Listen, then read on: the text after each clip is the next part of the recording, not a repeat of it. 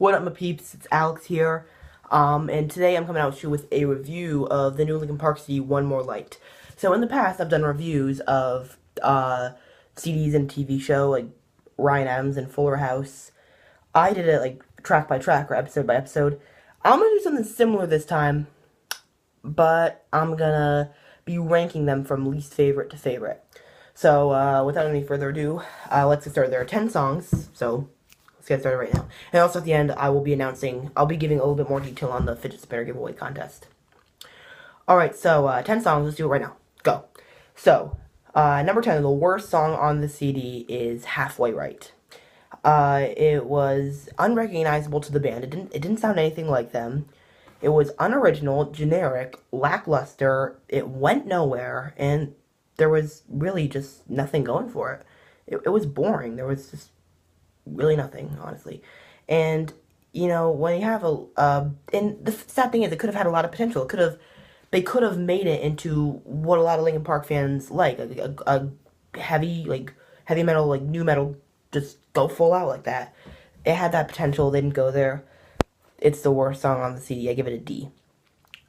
Number 9, the second worst song on the CD is Sorry for Now. And Mike Shinoda, he sings most of the song while Chester sings in the bridge.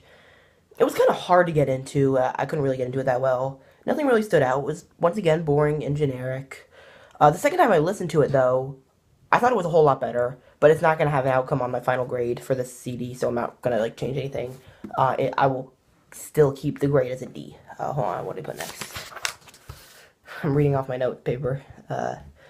Alright, number 8. The lead single, Heavy, featuring Kawa, or as I like to call it, the most disappointing thing since Trump got elected president. I thought, I just explained Halfway Right, and everything I said about Halfway Right could be used for Heavy. The reason Halfway Right is worse, though, is because I already heard Heavy, and it was very disappointing. And Halfway Right was kind of like Heavy 2.0, so yeah. C minus. I could just take it or leave it, really. It's not a terrible song. It got a lot better as I went along, but still not great.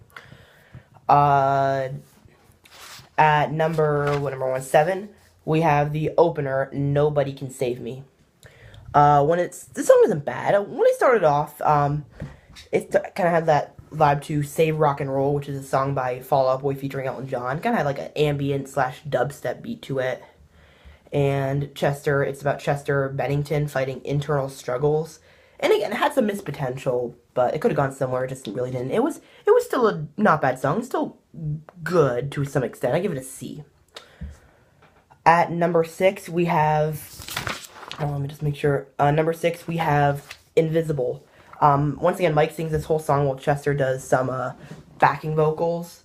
Basically, Mike is talking about how he's regretted some word choices. I think it was written for his daughter. It is quite popish. It is a very relatable song, though, and it was still good. I'm going to give it a B.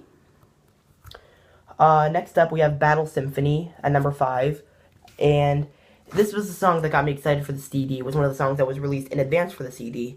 It got me excited about it, and it was really good. It was a fight song that was uplifting. It was heavy done right, because it was still very much a pop rock song, but the difference is you could recognize it as them. You could recognize it was them despite all that. And it kind of almost felt like something that they recycled off of Meteor, which is an old album. At least a setup. It didn't really go anywhere, obviously. But it was still a really good song, a B+. Alright, at number 4, we have Sharp Edges, the closing track. When it started off, I thought it was kind of country-ish. Then it kind of got a little folkish, and then it started to sound like fun, We Are Young. And by the end of it, it sounded like a Train song. I mean, I like Train. So yeah, it was kind of all over the place, but it was a little bit generic, but it was a good analogy song. It was a really good analogy song. And it was actually, they took a different direction, and they made it work. So, B+. Okay, so now we're at the top 3 songs on the list. That was number 4, yeah. Number 3, we have the penultimate track and the title track, One More Light. It was a nice, pretty slow song with just Chester and like a slight music accompaniment. And it was a good lullaby song. Of course, that's not a bad thing. And it was a huge breath of fresh air. It came right after Sorry for Now and Halfway Right. They were borderline abysmal, so I might be giving it technically a little bit too much credit, but I give it an A. Maybe it's because I wanted to hear something good after I after those last two songs. So I'm kind of grading on a curve since the last two songs were bad. Alright, so we're at the top two now. I just want to say that they were really, really, really close. Great songs, different reasons. But without any further ado, number 2 on this list is Good Goodbye featuring Pusha T and Stormies. This was an awesome song. I remember I was in Baltimore last month. I was at spring break. I was coming back from Cancun. I stopped at an airport in Baltimore, then I got back to Connecticut. I was in Baltimore. I heard the song. I actually think it was on the plane from Cancun to Baltimore. I heard it, and it was awesome.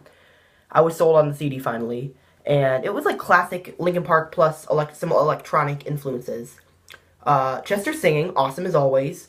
Mike's rapping, awesome as always. This is the only song that Mike raps on, by the way. Pusha T and Stormies also had some pretty good verses. So yeah, A+, great song. When it came out, I was almost positive it would be number 1, but then something else came along, and by this point, I'm pretty sure that anybody who's seen the track listing knows what it is. Here it is, the number 1 song on Linkin Park's One More Light. Talking to Myself. Wow, this song was just awesome.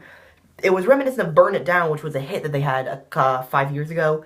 It had a really catchy beat. I was just jamming out to it. It was awesome. It sounded like something they could have recycled from Minutes to Midnight. They could have actually made the final cut. This is Nobody Can Save Me done right, because Nobody Can Save Me was a good song to an extent, but it had a lot of missed potential. It's like they remade it and took that missed potential and just did it. Amazing song. A+. Bam. So all in all, I give the CD a B-. This was definitely the weakest Linkin Park CD, but it was still pretty good. The first half was great. The second half started off really bad, but then it redeemed itself toward the end of it, so yeah. If it had been a 5-track EP, it would have definitely been a higher grade. Because like I said, like the first half of the first half tanked the CD. Like with Heavy, Sorry for Now, and Halfway Right. So yeah, what did you all think of the CD? Leave a comment below telling me how you would rank the songs. Oh, and I promised you guys that in this video I would tell you the deadline of the contest for this fidget spinner giveaway right here. You have until this Sunday at 12 p.m. Eastern Time. So if like you live in like the Pacific Time, then it'll be 9 a.m. on Sunday. But if you live here in Eastern Time like I do, then you have until noon on Sunday. Here, like, let me just show you the time right now. Can you see that? Yeah, it's 11:20 right now. So you have 48 hours and 40 minutes. So yeah, you have time. But make sure you comment on that video, the video I posted last week, because otherwise I will not be counting your comment if you do not post it on that video. I'll put a link to it in the description below. Just watch the video and read and listen to the rules, and then you can win a free fidget spinner.